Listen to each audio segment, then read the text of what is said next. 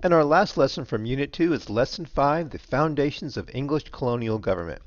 So let's look at our TEKS. In 3B, we're going to analyze how the Mayflower Compact, the Fundamental Orders of Connecticut, and the Virginia House of Burgesses helped the colonists to elect representatives. We're going to look at the importance of these documents and the English Bill of Rights in the U.S. system of government.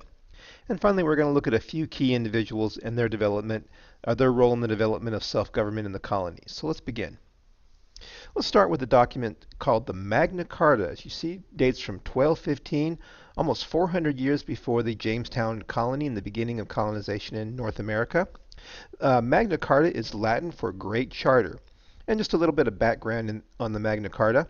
At the time, the King John, was engaged in a war with his rival France, and the nobles of England felt that King John was being unfair and unreasonable in his demands upon him.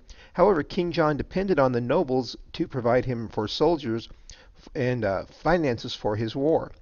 So the nobles gathered together and they forced King John to sign the Magna Carta. And what this did is this guaranteed certain rights for the nobles, such as trial by jury, no excessive fines, and it established the idea of limiting the monarchy and law of the land, meaning that the king could not do whatever he wanted to do and that he had to follow written law. And later on, the rights that were guaranteed in the Magna Carta for the nobles would be extended to all English citizens. Then in the House of Burgesses, which we have already talked about in 1619, with just a quick review. Again, it was set up by the Virginia Company, made up of the governor, the governor's council, but here's what's important is that it was also made up of representatives elected by the male landowners of Virginia, and that made it the first representative government in the colonies, the first example in the colonies of people electing representatives to govern them. And then we had the Mayflower Compact from 1620. Again, we've also mentioned the Mayflower Compact, but a little more background. It was signed by 41 white males on board the Mayflower. And remember, the Mayflower was carrying the Pilgrims on their way to Virginia, but they got blown off course and ended up in Massachusetts instead. So they wrote the Mayflower Compact to guarantee their charter and guarantee their English rights. And in the Mayflower Compact, they agreed to create the term civil body politic. And that simply meant that they would gather together as a group to make laws and elect officials as was needed. And this established the idea in the colonies that local citizens would govern themselves and be able to handle their own affairs. We have the Fundamental Orders of Connecticut dating from 1639. Now in Lesson 3 we mentioned that Connecticut was a colony founded by people who left Massachusetts seeking more religious freedom and who rejected some of the principles of the state church of the Colonial Church of Massachusetts. And they were led by a man named Thomas Hooker. One of the things that they objected to in Massachusetts, which we mentioned, was that you had to be a member of a particular church in order to have the right to vote. And Thomas Hooker disagreed with this, so when they wrote the Fundamental Orders of Connecticut, they established a separation of church and state and did not require you to be a member of a particular church to still have voting rights, and non-church members were allowed to vote. The Fundamental Orders of Connecticut are important in that they are the first real constitution we have in the colonies, the first real plan for organization for a government system. So the Fundamental Orders of Connecticut. And then we have the English Bill of Rights from 1689. And again, here we mentioned in Lesson 1 that back in Europe that there were religious conflicts between Catholics and Protestants.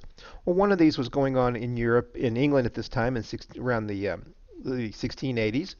And this King James II was forced out. King James was a Catholic king, and he was forced out for promoting the Catholic faith in England and replaced by the new Protestant king and queen, William and Mary. Now, in order to allow them to become king and queen, the Parliament made William and Mary sign the English Bill of Rights, which gave more power to the Parliament and to the people, and it weakened the power of the monarchy. Now, the American colonies, when they heard about the English Bill of Rights, they claimed these rights for themselves, and we're going to see their influence later on when we discuss the American Bill of Rights in the Constitution. Let's talk a little bit about some Enlightenment thinkers. The Enlightenment was a period in European history where people were using science and logic and reason with the belief that mankind had the ability to use his intellect and his mind to solve problems. One of these thinkers was a man named John Locke, and he was a very important philosopher and greatly influential in both the colonial and the American government. He believed in natural rights of life, liberty, and property. I want you to remember that phrase, life, liberty, and property, because that's going to come up when we talk about another document. So when it says sound familiar, it might sound familiar to you because you've heard those similar words before. He also believed that governments were created by the people to protect their rights. Now, in Europe, many people still believe that governments were created by God and that God appointed the kings and nobles to rule over the common subjects. But the idea that government was created by people and that the people's rights deserved protection, and also that people could revolt against unfair governments. In Europe, it was taught that revolting against the government was the same thing as revolting against God. But the idea that people could, if a government was not being fair, that people could overturn it and choose a government that was more fair. Then we have Charles de Montesquieu. He was a French nobleman, excuse me, and he supported the idea of dividing power in government between three branches. When we discuss the structure of the American government, the principle of separation of powers, we're going to see his influence on the Constitution. Then we have William Blackstone. Blackstone was a British lawyer and legal scholar, and his writings on English law and common law were a great influence on the Constitution. So let's have our Lesson 5 thoughts. So we discussed several documents here. The Magna Carta, the Mayflower Compact, the Fundamental Orders of Connecticut, English Bill of Rights, and of course the founding of the House of Burgesses. So what I'd like you to do here is to review your notes, look at what each one contributed to the colonial system of government, and then use your judgment to rank them from what you consider the most important development to the least, and then defend your choice for number one. And your second question here, name three contributions of Enlightenment philosophers to the colonial ideas on government. So that concludes Lesson 5 and Unit 2. And when we start back with Unit 3, we'll be discussing the American Revolution. And we'll see you then.